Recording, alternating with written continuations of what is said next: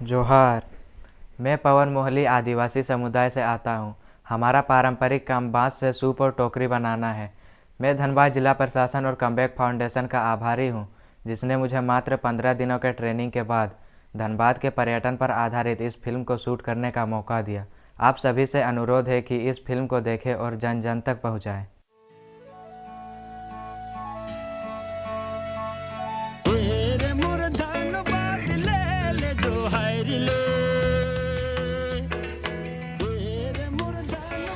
वाह वाह वाह, बहुत बढ़िया। वैसे साइकिल में धनबाद घुमा दो हमको।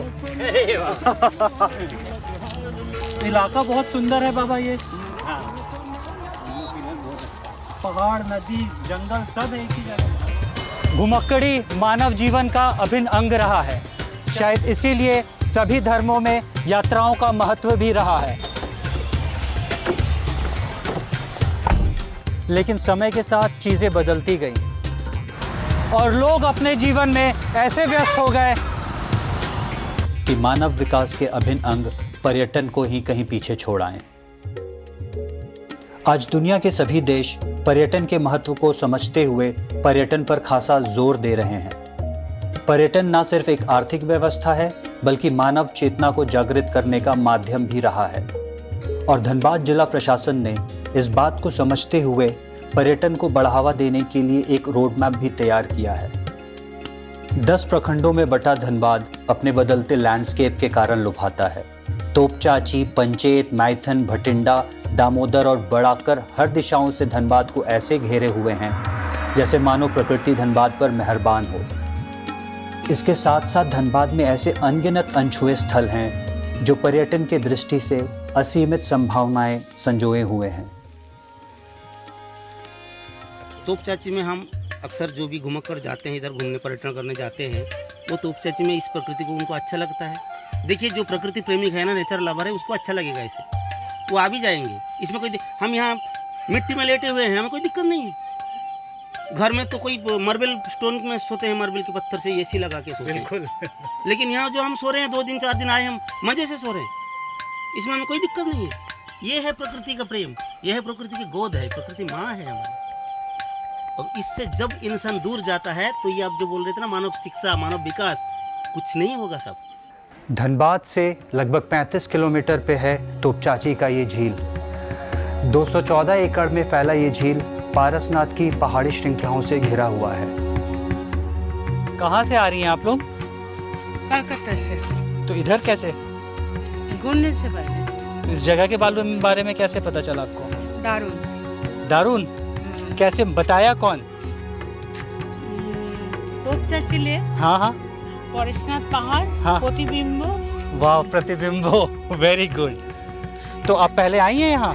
ना, यूट्यूब से देखा तो 2 दिन छुट्टी में होगा, आएगा। कलकत्ता से आ रही हैं आप इसको देखने के लिए? माँ, हस्बैंड।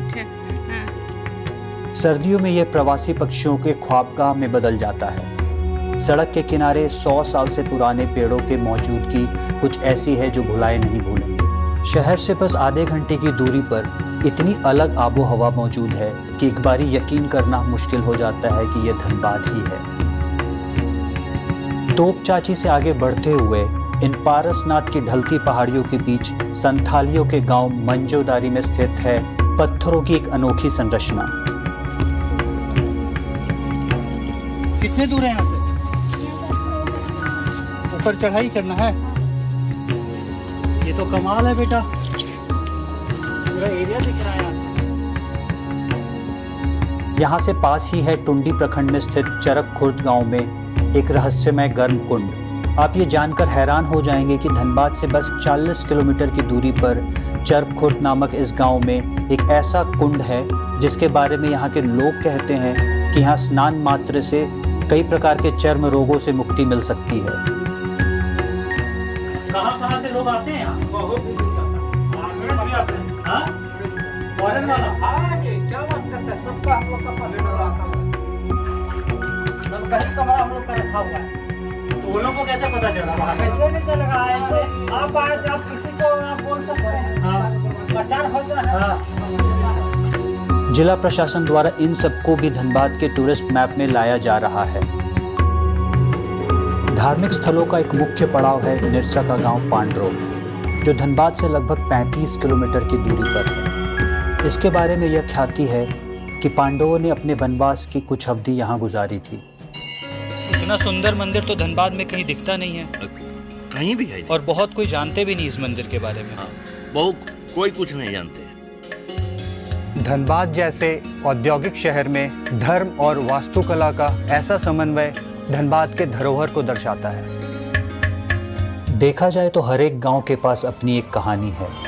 ज़रूरत है उन कहानियों को सुनने और जानने की। इन पहाड़ियों की तराई और जंगल नदी के किनारे बसे संथाल गांव को देखना समय में पीछे लौटने जैसा है।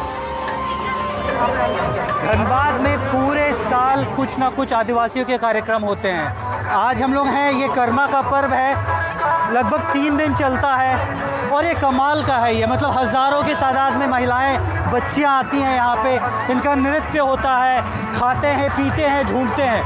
शहर से आप अगर आ रहे हैं तो अपने बच्चों को लेके आएँ, इनके साथ इन्वॉल्व करें और ये एक अनुभव आपका कमाल का होगा। यहाँ ना सिर्फ प्राकृतिक बल्कि अनेकों ऐतिहासिक स्थल हैं जो जिले के समृद्ध अतीत को बतलाता है। धनबाद में टूरिज़्म की वैरायटी को अगर आप देखें तो आप हैरान होंगे। अब यहाँ देखिए, ये पीछे खदान है और ये सामने हम जहाँ खड़े हैं ये किला है, और ऐसे किलों से धनबाद भरा पड़ा है।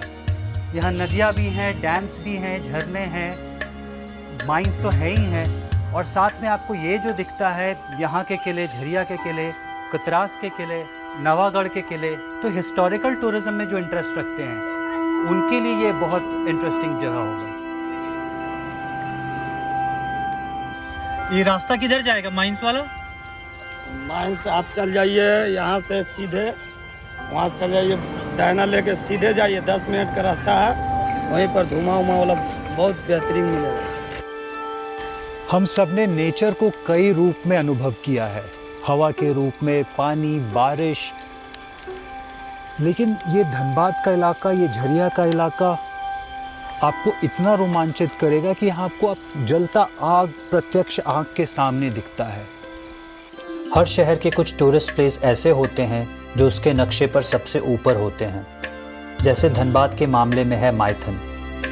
माइथन धनबाद से लगभग 40 किलोमीटर की दूरी पर है और धनबाद बंगाल के लोगों के लिए मेन टूरिज़्म डेस्टिनेशन भी रहा है।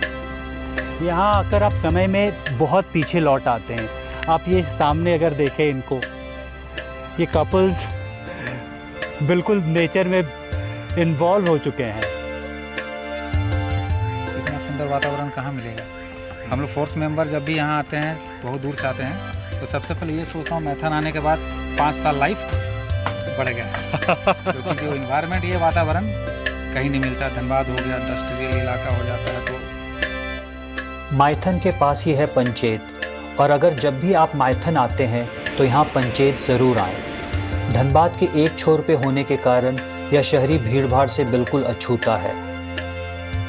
हालांकि यहाँ संसाधनों की कमी है, लेकिन यही कारण है कि ये जगह सबसे अलग है। यहाँ जहाँ तक नज़र जाती है वहाँ समंदर की तरह पानी ही पानी दिखता है। पंचेत के शांत माहौल से आइए अब निकलकर चलते हैं प्रकृति के रोमांच से सराबोर भटिंडा फॉल्स की ओर। भटिंडा फॉल बहुत बड़े भाग में कई सारे छोटे छोटे झरनों का समूह है।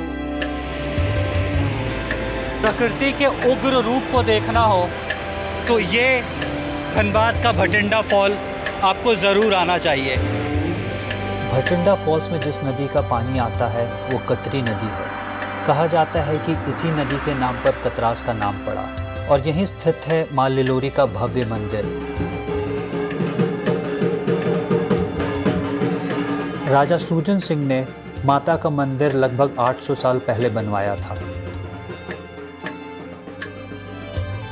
लिलोरी स्थान से हाथ भर की दूरी पर है झिंझी पहाड़ी का ये शिव मंदिर। ASI के सर्वे में पता चला है कि ये प्री मिडिवल एरा का है, कहें तो 1000 साल से भी पुराना। पर्सनली मैंने धनबाद को खंगाला है, लेकिन ये संरचना अगर आप देखें तो ये आपको बिल्कुल दूसरी दुनिया में ले जाता है।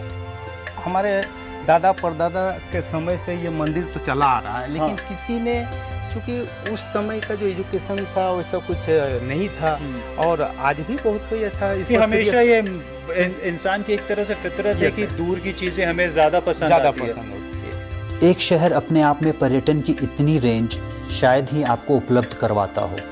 हर साल बढ़ने वाले टूरिस्ट्स की संख्या अपने आप में इसका प्रमाण है। भारत जैसे देश में जहां घुमक्कड़ी लोगों के खून में है, उनके लिए धनबाद अगला पड़ाव हो सकता है। यूं भी सेहतमंद और खुशहाल जिंदगी एक यादगार सफ़र का ही तो दूसरा नाम है। इसलिए उस सफ़र में एक पड़ाव धनबाद का जोड़ कर देखिए। आंखों के ये रास्ते आपके दिल में उतर आएंगे।